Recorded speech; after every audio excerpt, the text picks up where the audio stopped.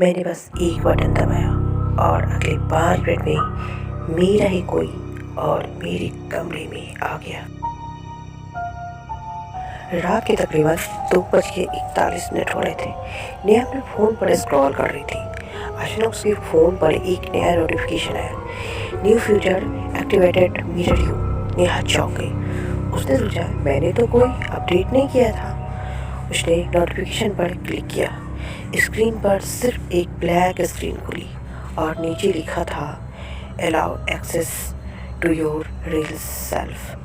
2 option थे, yes या no. Neha ने हंसते हुए यस दबा दिया। जैसे ही उसने क्लिक किया फ़ोन का कैमरा अपने आप ऑन हो गया, लेकिन स्क्रीन पर जो दिख रहा था वो नेहा नहीं थी। वो एक लड़की थी जो बिल्कुल ही नेहा की जैसी दिखती थी, लेकिन उसकी आंखें पूरी काली थी और वो मुस्कुरा रही थी। नेहा घबरा गई। उसने फ़ोन को तुरंत बंद करना चाहा, लेकिन फ़ोन फ्रीज हो गया।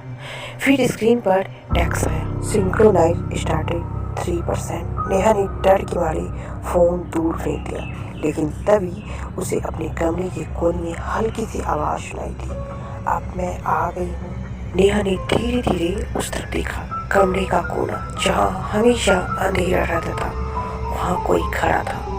वो वही लड़की थी जो फ़ोन में दिख रही थी। नेहा पीछे हटने लगी। उसका दिल जोर से धड़क रहा था। तू कौन है? वो लड़की धीरे धीरे आगे आई। वो बोली, मैं तुम हूँ। फ़ोन जमीन पर गिर पड़ा। उसकी स्क्रीन अभी भी ऑन थी। सिंक्रोनाइज 67%। जैसे जैसे परसेंट बढ़ रहा था वैसे वैसे वो लड़की और साफ होती जा रही थी और नेहा धीरे धीरे धुंधली। नेहा भागने की कोशिश करी, लेकिन उसका शरीर जैसे कमज़ोर पड़ता जा रहा था। उसने आखिरी बार फ़ोन की तरफ देखा। सिंक्रोनाइजेशन 100%। अचानक सब कुछ शांत हो गया। अगली सुबह नेहा की मम्मी कमरे में आई। नेहा बिस्तर पर बैठी थी, शांत, बिल्कुल ही नॉर्मल। मम्मी ने पूछा, रात को ठीक से सोई? नेहा मुस्कुराई, बोली, हाँ बहुत अच्छी नींद आई। लेकिन जब वो मुड़ी तो उसके पीछे लगे आईने में उसका रिफ्लेक्शन नहीं था। और उस दिन के बाद नेहा का फ़ोन कभी ऑफ नहीं हुआ, क्योंकि अब उसका फ़ोन कोई और ही इस्तेमाल कर रहा था। अगर आपके फ़ोन में भी ऐसा नोटिफिकेशन आए तो गलती से भी यस मत दबाना।